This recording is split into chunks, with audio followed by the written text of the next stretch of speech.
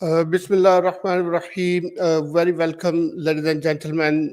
You are listening and you're watching Your Voice with Muazzam Sandhu. This is our weekly show wherein we have uh, planned to discuss so many current affairs and issues, especially where the people's basic fundamental rights are concerned, their personal as well as the mutual community interest is concerned, and the national and international interest is concerned.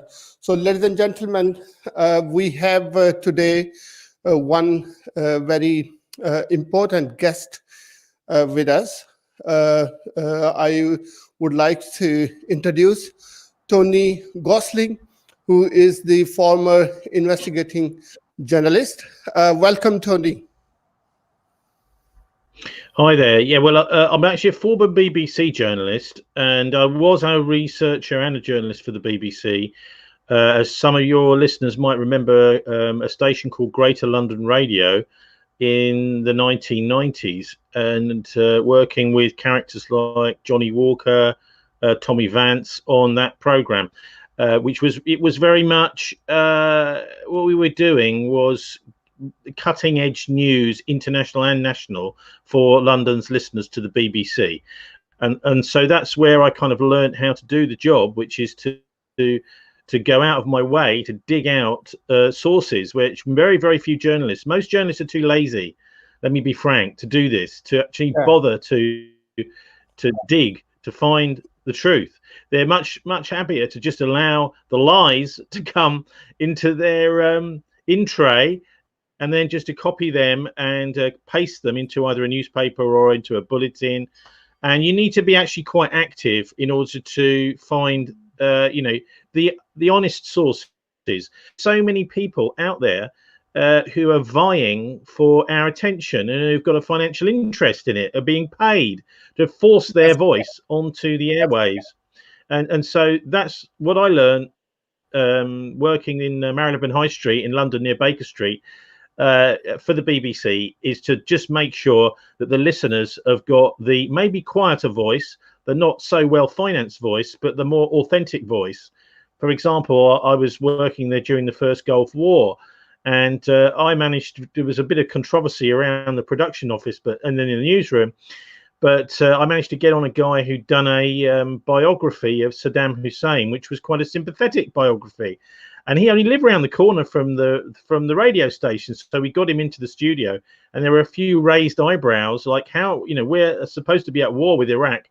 How can you have somebody on the radio who's sympathetic? Well, that to me is what a journalist's job is to make sure that the listeners, and the listeners always should come first, that the listeners have got all perspectives, and it's very tempting to go with the pressure that there is on editors, managers, etc. in the mass media, who we very rarely see these editors, we very rarely see these managers, in order to just simply push the national line, the national orthodoxy, the government line, the corporate line.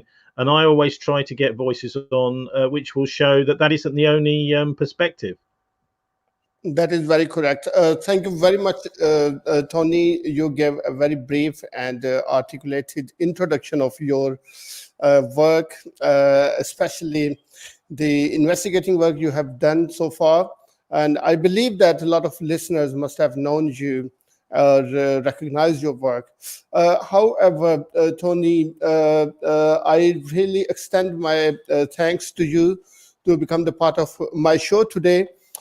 This show is significantly important today because I want you to address so many breaches, so many issues which currently faced by the majority of the European Muslims and Muslims across the world, by the French government's stance on it, and the new Islamophobic wave has just drastically shaken all of the Muslims' hearts and sentiments. And really, we are deeply concerned. We're deeply hurt by the statements being made, by the stance being taken. by the way the Prime Minister, the President of France, Macron, took the hurtful stance and position in order to suppress the Muslims in France. Actually, I just give a couple of examples. I mean, they used the term of a freedom of expression. I mean, this is one of the terms that already have been elaborated several times in the courts, and I will quote in our further discussions that according to law, how the freedom of expression has been already dealt, and these apex courts of European Union, as well as the biggest European countries as well, they already have dealt this kind of the things. But I really don't know how the president, the French president Macron, took that kind of the stance and neglecting and ignoring the emotions, sentiments of a large religion of the world, 1.8 billion Muslims, sentiments and feelings. So what is your comments on that? Well, there's so many aspects to this story, and I think if you're going to go into it, you need to take a step back from this one particular incident, because it fits into a pattern which has not just been going on since the 1980s. It's been going back actually many, many years. So there's the two main sides to this really are: what do you mean by freedom of expression? Does that include the right to ridicule, attack people's fundamental rights, values, that sort of thing? But the main thing, I think, is if you're looking at what you have a freedom to express, yes, there should be freedom of expression. I think very basic stuff, like, for example, there has been criticism of Israel has been classed as hate crime, and really spoken of as anti-Semitism. I think the main take home from this incident is, what if these cartoons in the French schools were ridiculing Jews? Would the attitude of the establishment, of Macron, etc., the media, be different? And I think from that, we need to just take like I say, a step back and look at the perspective of the laws of blasphemy over the centuries. Now, they've been diluted down. Liberalism has meant, and atheism, basically secularism, has meant that these are no longer thought by the law in most countries to matter. But I think they do matter. And I think if someone is coming in to attack somebody's faith, now that is to say, not just to criticize it in a respectful way, which I think is always acceptable. If you're taking examples from the faith and saying, well, this is a criticism of the faith, and there is for example, an apparent hypocrisy in the Bible, where the Bible on one hand is saying one thing and on the other hand is saying something different. This, I think, is good and it's healthy, and so that we should have those sorts of respectful debates about faith and religion, particularly the three monotheistic faiths, Judaism, Christianity, and Islam. But when it comes to simply mocking the faith, I think that we need to be actually applying the same rules to Islam and Christianity as we do to Judaism, because in France, the idea, for example, of Holocaust denial, you might argue for freedom of expression, but in France, it's a crime to deny the Holocaust. So that isn't really allowing freedom of expression. So the French have started with that aspect of Judaism to acknowledge that that freedom of expression does not include mocking other faiths and actually saying, well, the attack on that faith was not real, for example. So I think there is some justification for that. And of course, you should also be able to criticize with facts the aspects of the Holocaust. If you've got a fact which contradicts some of the official narrative, that's fine, it should be fine. But I think the idea of mocking these faiths is completely wrong. And we have had this for centuries. I mean, in many cases, in Britain, for example, or other parts of the world, but blasphemy was punishable by death. back in medieval times, if someone was to say something against Christianity, they risked themselves being executed for it. So we don't, I think, want to go back to that, but we do need to understand that there are sacred things out there, and that if people want to criticize them, they need to do so in a respectful manner. So that's one aspect of this case. The other aspect is the basic assault on monotheistic faiths, particularly on Islam, that there's been over the last, well, I would suggest mainly the last 20 or 30 years. I mean, you just look at the attacks on the Arabic countries, the mainly Muslim countries, other Muslim countries like Pakistan, Iran. Iran now is seen, it's the actual Islamic Republic. They are seen as the main enemy by the United States, and there doesn't seem to be any actual real reason for that. There is, they are entitled to their place in the world just as anybody else, but there's been an absolute, not just a demonization of Islam, but there has been military attacks on Islamic countries and things like drone strikes now going on. Countries like Yemen, where there's a reasonable proportion of Islamic people there. This is the poorest country in the Middle East, and it's been under a sustained assault by Saudi Arabia for many years now, with something like 100,000, possibly 200,000 people killed.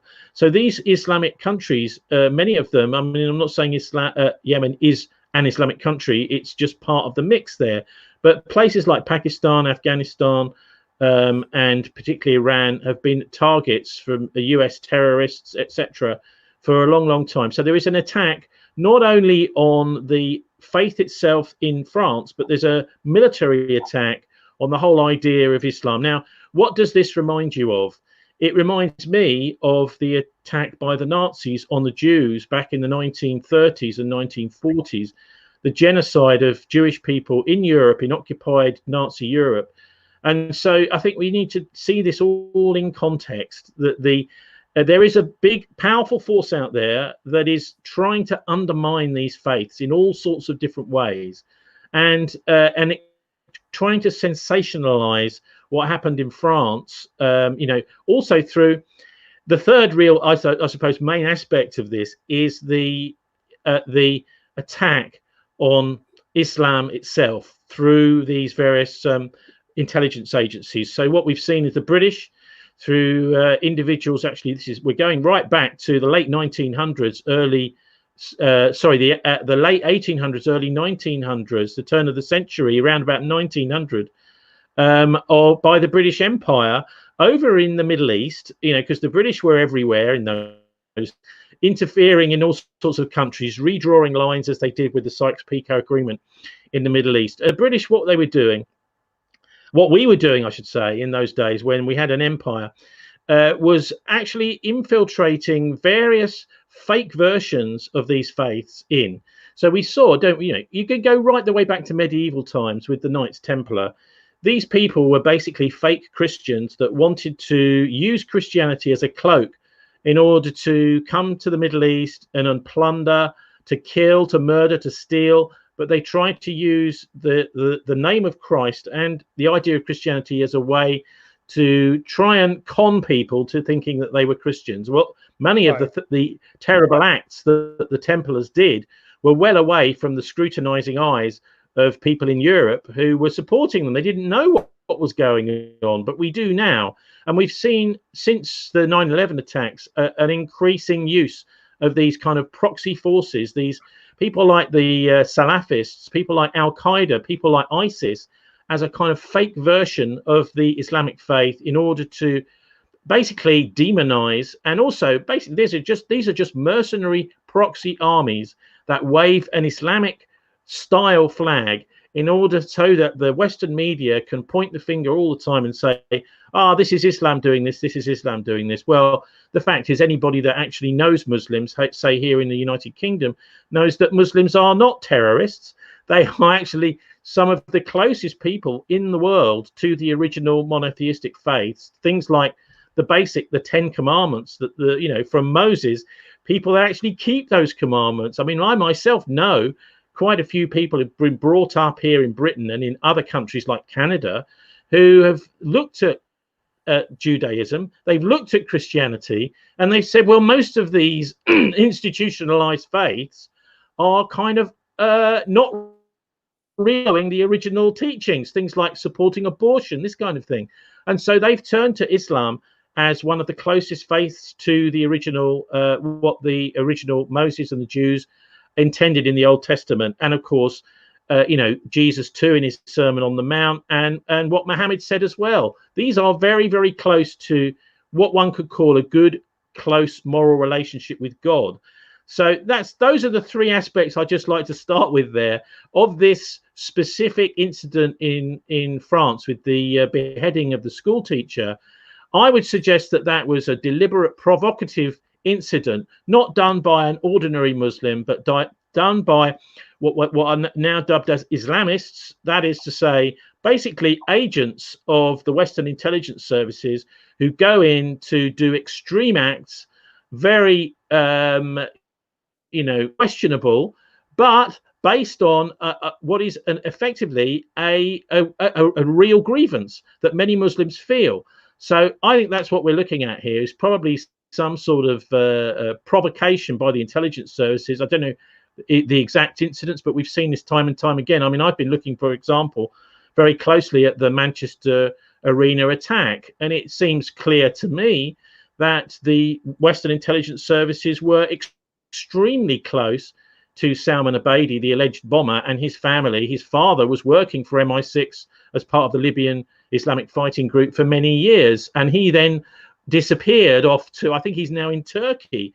But the closeness of the Western intelligence agencies who try and do these kind of sneaky proxy attacks, false flag attacks, this has all the hallmarks of that. I can't say for definite what happened. I don't think even the police in France know exactly what happened and who the real motivation was. But people can be encouraged to do these sorts of acts and fitted up for these sorts of acts. So there is a genuine sentiment there, but I think it's also quite feasible that the Western intelligence services, as we know, working very closely, by the way, with the Mossad, the Israeli intelligence service. So when we talk about the Five Eyes, that is to say Britain, the United States, Canada, Australia, and New Zealand, there's also a sixth eye. That is Israel, very much involved in the same intelligence networks. They're the signals intelligence agencies, the spying agencies that listen into the phone calls, the internet chat, and that sort of thing. So that, I think, is in summary, is my view, is you've got these three different aspects. Firstly, as I just said, you've got the intelligence services and their proxy armies, and they are creating terror themselves. They've just, by the way, in Britain, granted themselves an act of parliament to allow themselves to completely break the law with no redress through the courts, which is literally a very important move towards tyranny here in Britain, that the intelligence services are above the law. Of course, they should never be above the law. They should be sticking to the law, or otherwise you're going to get a civil war or something turning out in Britain if you've got the intelligence agencies above the law. And then there's also the historic aspect of creating these fake faiths, as well as this whole idea of freedom of expression having its limits. One of those limits is I cannot, for example, now talk about encouraging a criminal act, and I should never do that. And in fact, that should be a limit on freedom of expression, as should, I believe, gratuitous mocking of people's faiths. I think that also that also should be one of the red lines for freedom of speech. Should never go beyond that. If you're going to criticize somebody's beliefs and their faith, you should do it in a respectful manner, except I suppose through satire sometimes is acceptable. If it's genuinely humorous, that's okay, but much of this is not. It's just mocking of the Islamic faith. Thank you very much, Tony. Ladies and gentlemen, you have listened Tony's very detailed, classified comparison of different kind of the terrorist attacks, as well as the different events. And he covered, I think, the whole topic in very greatly mannered. I just wanted to summarize before we move on to United States elections about this topic. Ladies and gentlemen, the freedom of speech is not giving anyone's a permission to to create the disorder within the community, within the peaceful public debates. Any hurtful speech and blasphemy is the serious and critical violation of the freedom of speech, ladies and gentlemen. And also, if I extend that, as Tony mentioned very greatly within his comments, there is a double standard we see in the Western laws here, that the Holocaust, the denial of Holocaust, is a serious violation of many countries, and also creates a lot of problems for a lot of people.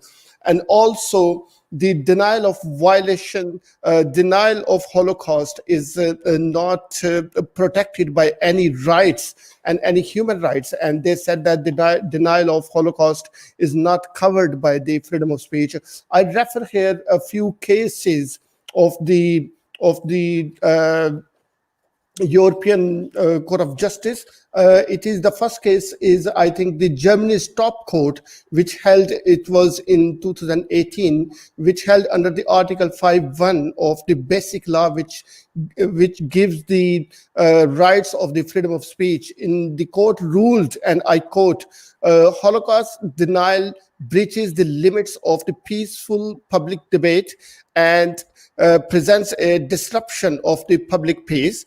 And second, the court further said that the freedom of speech does not cover the Holocaust. And second, there is another court, which is the European Court of Human Rights. They held last year, 2019, in October. They said that the Holocaust denial is not human rights, wherein the person who appealed in the European Court of Human Rights, he appealed that he take the plea. He expressed his right of freedom of expression, which the court refused to accept it. And they said that the judges unanimously ruled that the accused pastors who brought a defense of freedom of speech, like the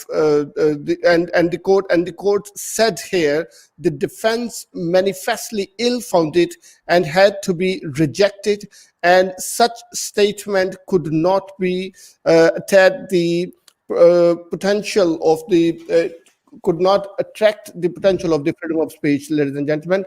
So if I conclude the whole debate here, in the whole world, there is 1.8 billion Muslims who feels aggrieved by the publication and demonstration and spreading any kind of the mocking and messages or cartoons of our holy prophet, peace be upon him. If the 1.8 billion Muslims feels hurtful, why the law, the French law, the European law, is not considering their beliefs? Why the French law and the European law is not giving the importance of their faith and of their feelings and of their agreements on these things? And only all I'd say is if I can say, I mean, you know, it's what they're showing is that they're inconsistent.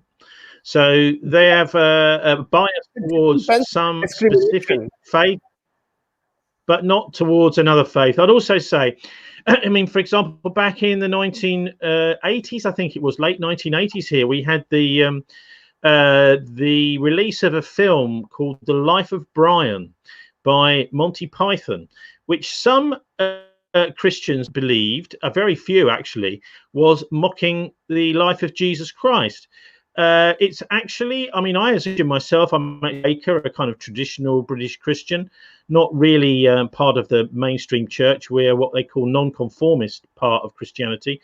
And the most Christians thought it was a very entertaining film by Monty Python. And it was done in a way which was not actually mocking Christ himself. It was showing, for example, some individual who people thought was the Messiah, but he wasn't. So it was mistakes not by God or by Jesus, but by the public. You know, so they had made that big mistake, and they believed that Brian was actually Jesus, and while Jesus was kind of sidelined, people were following the wrong person. So it wasn't an attack on on Christianity or Christ specifically, and it wasn't mocking them, it was mocking us, the public. And of course that is very much in the faith. We have the whole situation with Pontius Pilate in the New Testament, where Barabbas, a criminal, is put up in front of the crowd, and the crowd choose, he's one of the zealots, kind of direct activists of the Jewish people, and the crowd wants to pardon him. It doesn't want to pardon Jesus, even though Jesus is quite an important figure historically. Barabbas is almost forgotten now, but the crowd goes for Barabbas, a popular resistance figure in the New Testament times. And so what you can do is you can criticize, and you can make criticisms about the faith, and actually you can have an entertaining time doing that, as Monty Python showed back in the 1980s with The Life of Brian. But you should never, I don't think, you should never set out deliberately to mock anybody, except so maybe a powerful political figure. Powerful political figure, yes, but not an object of people's faith. That, I think, is wrong, and it should come under exactly the same sort of legislation as Holocaust denial. And the problem with Holocaust denial is, what if you come across hard evidence that something that is part of the Holocaust is untrue? Are you saying that you're not allowed to discuss or debate that? Well, that, of course, is ridiculous, and it's showing up the hypocrisy of the European Court and these rules. Obviously, the court I've seen that very much here in Britain. So I'd just like to finish by saying, you cannot necessarily, this is an earthly court, a secular court. And at the end of the day, how can you rely on a decent attitude from the faith perspective from a secular court? Of course, we need to have our own forum to discuss these things. But Tony, 1 second. When we say that we can criticize any religion, we must remind that we must do that in a respectful manner. We will not allow, and nobody is allowed to mock or any other kind of the criticism on any faith or belief on religions, which comes under the very disrespectful manners and which creates the panic situation within a peaceful community and society and the public, and which cannot be carried on as a peaceful debate anywhere. That is a quite standards if you want to have a peaceful debate on any religion's faith or any philosophy or any logics. There is no harm in that. But equally, if I go back to the incident what happened in France, we do denounce that what that man has did. He who killed the teacher, we denounce him. We don't say that he did the right thing. We say he should not take the law in his hand. And there are so many ways to take a claim against such kind of the grievance in the court of law, and there is a way to make that. But unfortunately, the complaints have been made and was ignored. But I'm still, we no Muslims standing beside that man who beheaded the teacher. But I'm telling you that the French president, he is not denouncing at the same time equally to the teacher's act. Even the worst scenario is, and the worst situation is, what he is doing, he is accepting and adopting a very hard stance and very hard line in order to make a new law to suppress the Muslim communities and to suppress the people's faith. And on the other hand side, he is claiming that he is the country is secular, but he is not giving the rights, fundamental rights. These rights are protected rights. These rights are protected by the European Court of Justice. These rights are protected by the European Commission of Human Rights. And these rights are protected by the United Nations Universal Charter of Human Rights, 1950. All these rights are protected. Nobody is allowed to harm, and any law cannot be made wherein someone's basic practice of faith or belief can be disrupted and hurt, and people's feelings will go at a level where they come on roads and instead of involved in their daily peaceful life, they come on road by protecting their rights in order to support their rights, and they are coming out holding a banners and chanting the slogans for the protection of their human rights campaign. We are saying that the same time the French president neglectedly and deliberately ignored the fundamental human rights, the basic rights, and he deliberately neglected and ignored the 1.8 billion Muslims' sentiments across the world, the faith of the Muslim sentiments across the world. He cannot express his own wishes and feelings that this is what he like, this is what he don't like. This is not how it works. Yeah. The personal No. wishes, I mean, personal life, you have to also he's understand a that president. Macron is not He's not the, Macron is he's not not a popular president. yeah. Macron is not a popular president. He's known around many cities in France as the imposter. If you see posters of Macron, you'll see the word imposteur next to him. You had, for the last 2.5 years, the yellow vest protests right across France, deliberately attacking Macron. He is a man who is from the bankster class. He was a former employee of the Rothschild Bank, and he has really not got the people's best interests at heart. He is one of these people who is put in place as an operator for the deep state. That is to say, the bankers, the deep state, the intelligence services, the bankers, and the corporate interests, including, by the way, a lot of top level European aristocracy are part of the elite groups. So he's working for them. He's not working for the French people. So it's hardly surprising that he's using these divide and rule tactics within France. Yeah, that's correct. And these are the double standards. If he's allowing a teacher to display a cartoons of 1.8 billion Muslims prophets, the beloved prophets, the people of Muslims, they love their prophets, and these actions hurts not only the Muslims but the 58 countries who are the member state of United Nations. The France is the permanent member of Security Council, whose primary duty and whose primary responsibility is to maintain the peace in the world. But this man, he is the head of the France, and he is the head of the one of the veto member of United States, United Nations. He is seriously breaching his own primary duty, being the permanent member of security councils. And I must refer here one of the security That's councils. right. Yeah. So One of the security council's own resolution. 1 second, Tony. I just wanted to give this reference of a resolution of Security Council of United Nations. It was a 377A.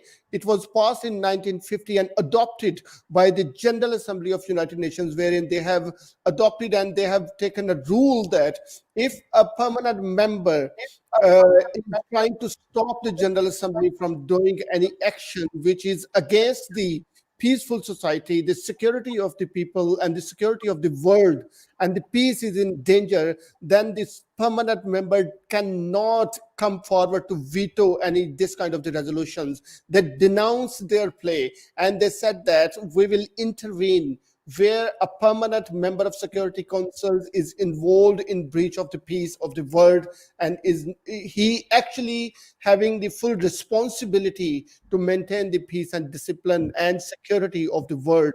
But unfortunately, this is such an irresponsible act. He must need to review and take that actions back. The speeches he made against the Islam, the speeches he made, one person's action cannot be related to the 1.8 billion Muslims. If that man beheaded a well, teacher, this is look. You hit on the main question here. This guy was not following the teaching of Islam. So whose teaching was he following? Right. This is the main question here, and we have looked very carefully here in Britain. Muslims teaching. We are talking about the law. what the protected human rights. We're talking about the United Nations own Universal Declaration of Human Rights, European Commission Human Rights. I'm not talking about Islam. These are the principles set under the international laws, and these are the principles set under the European laws, that you are not allowed to hurt anyone's faith or belief. You are not allowed to make any law which restrict or suppress or control anyone's faith or belief. How can he breach his own laws, and how can he breach the laws of the United Nations, the European Commission of Human Rights? He breached the rulings of the European Court of Human Rights. He breached the rulings of the European courts of justice. And I don't want to comment anything what the Turkish president Tayyip Erdogan commented on him about his mental capacity or mental illness. I don't want to do that, but I don't want to go in there what is his mental capacity. But what I can see, and what the world can see, that this man has a grudge. This man has a very hate, or politically or something like religiously inspired by such groups which actually triggered him to make such kind of a statement or come forward with a very hot or hateful stance against the Muslims within the France or across the world, ignoring all of the basic elements and facts. I don't think so that he can take the same stance against the Holocaust. I don't think so that he can allow the teachers to give any kind of the demonstrations in their syllabus or books about the Holocaust, and saying that what is the variant of the other parties which is not allowed to describe anywhere. So this is the double Well, look, standard. he's working to an agenda. This is Macron I'm talking about. He's working to an agenda. That agenda, we have to take, again, a step back. What is that agenda? Because we've seen, for example, in the 2017 elections here in Britain, we saw 3 major terrorist attacks in the run-up to the election. One at Manchester, one at London Bridge, and one at Westminster Bridge. Now, all of those 3 attacks had very suspicious circumstances around them. The intelligence services had been informed of the individuals beforehand by the anti-terror hotline for each of the 3 main attackers, in those supposed attackers anyway, in those attacks. And the idea is, this is certainly what I've come to the conclusion of, is certainly when there's an election in the offing, is that these attacks steer the public debate during the election period, so that the media is spending all of its time talking about how terrible Islamic terrorism is and how much tougher we need to be on Islam, not Islamism or the terrorist groups, but this is an attempt to smear Islam and to make it a big issue in the discussion before people go to vote at the polling stations. So we've seen that here. And the model of that really is back in 1995, back in Israel, where you had Netanyahu waiting in the wings, and the president of the day was actually making peace in Palestine. And what happened? The friend of Netanyahu's actually started doing an attack on the president and killed and shot the president dead, Perez, I believe. And so that was the discussion that dominated the election. And it turned out that actually it was one of Netanyahu's supporters that had killed the guy. You know, so the idea of using terrorism in order to kind of steer the public mind and steer the media debate is something that we really have to trace back, I think, to, I mean, it's happened maybe in the past before, but in the modern era, it goes back to the assassination of the peacemaking president in Israel, and his replacement by Netanyahu and the war party, who are doing everything they can through every different means, it seems to me at the moment, to increase tension between Israel and Iran. And of course, Netanyahu's still around, even though he's one of the least popular people in Israel. And there are all sorts of attempts to get rid of him, big protests outside his house and that sort of thing, but he's clinging on to power. So I think this struggle in the Middle East, we've seen the Gulf states now going over to supporting Israel, even though we thought that they were Arab states, it now proves that they're not. They're actually Israeli supporting states like the UAE, for example, and Bahrain, these kind of countries. And so I think that we're in danger, and we're moving maybe towards talking about the presidential election now, of what they call in the intelligence services hardening the sides towards people are going to be either supporting Israel or Iran in the Middle East, and there's not going to be a lot of choice about which side you're on.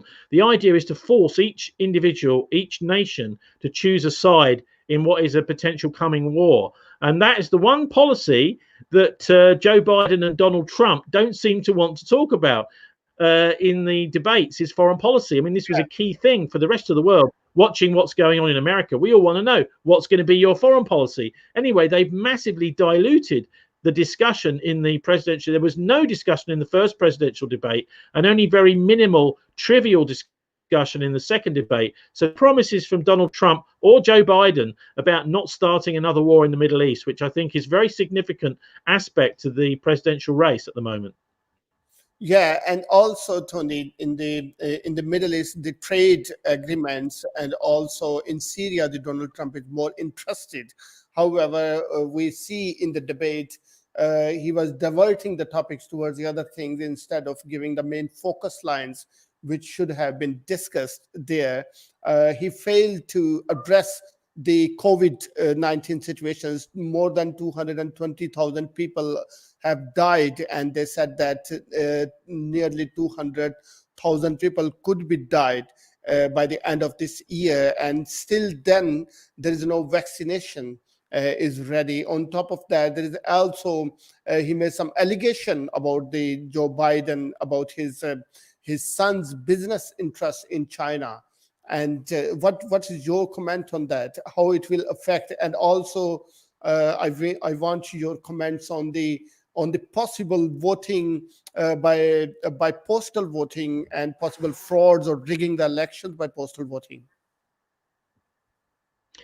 Well, look, I mean, I think that the postal voting systems all around the world need to be closely looked at, because this is an obvious way of, I mean, we had it in East London a few years ago, a massive controversy about postal votes basically being fraudulently sent in. So that needs to be scrutinized in the same way that the actual voting ballots are scrutinized by candidates. The way we do it, you know, you've got a big hall as the count takes place. Everyone can see who's a candidate, those votes for them and against them being counted. You can stand and watch it. You can't do that with the postal votes. So there needs to be a proper system for that. But in the United States, I'm also interested in the polling, because Biden is polling higher than Trump. Now, remember, if you go back 4 years ago to Hillary Clinton, she was polling higher. So I'm quite concerned about the polls, because there's a significant proportion of people who basically just kind of almost like sheep will go with the flow. So if they think that somebody is more popular, is gaining support amongst the public, then they will vote that way. So they don't really want to think too much about all the issues. They just want to vote for the person who they think other people who've looked at the problems are going that way. So the polls are quite significant in that way. We saw obviously with Brexit too, the polls were completely wrong on that. So I wonder whether the polls are wrong again, because what the polls can do, and remember, we cannot go and check these polls. All we have to do is trust them. You know, we have to trust the pollsters. And who controls the pollsters? Who owns the pollsters? To a large extent, it's mainstream media companies, the same people who are feeding us a biased version of what the various candidates are saying. They're burying stories, like they've, you know, you just made reference, I think, to Hunter Biden and you know, the story there, which has been being suppressed in the United States, to do with his alleged laptop and all the emails and even, you know, very unacceptable images potentially found on those laptops. This has been very much suppressed in the United States, as have basic thing with the pandemic. Like one of the chief White House people put out a statement saying that he was totally unconvinced by arguments that masks were good for your health. This was censored not only by the mainstream press, but also by social media. So we know that Yeah. the mass media likes to try and steer the public in a certain direction. They often own and control these polling companies. So I think the same with the polling companies. When it comes to an important election like that in the United States, I don't honestly trust the polls very much at all. On smaller issues, on single issues, maybe the polls are honest, but on the big issues, they want to be able to flex their muscles and control and steer the debate, and they can do that by having a few percentage points one way or the other way that they've steered it. Also, of course, the samples that they use, the specific individuals, is up to the polling company. They may choose a non-representative sample of people in order to poll. So sometimes, I just think we've got to be very, very careful with these polls. But on the foreign policy, the main point on the foreign policy debate is that if you're not talking about foreign policy, that doesn't preclude a coming war. And we're seeing all the signs in the Middle East that we're the hardening of the sides between Iran and Israel, and countries are almost having to come out one way or the other. It seems to me, particularly with the political stalemate and the lack of democracy in Israel, that the war party in Israel is looking to this as their opportunity to get a war started. And if that happens, what we've got is we've already got the Russians in Syria in the region. The United States obviously would come immediately to the aid of Israel, and we would have a US-Russia confrontation. Then the Chinese have a very, very strong interest too, and they are very much supporters of the Palestinian capital being in East Jerusalem. So with the Chinese later getting involved in such a war, we have a very dangerous scenario on our hands. So I think it's absolutely crucial that the candidates in the US election absolutely lay it on the line what their position is on this kind of potential war on the horizon. Thank you so much, Tony, for your great input in relation to the US elections. And I'm sure that the audience will have enjoyed and learned a lot of things. This is the end of our show, and my manager continuously waving his hand. We definitely will have another show again on few other crucial issues, and possibly on the United States elections again. So thank you very much for Tony for joining us today. You're welcome. Gentlemen, ladies and gentlemen, this is the end of our show, and hopefully we'll see you again next week with a new topic. Thank you very much. The new NHS COVID-19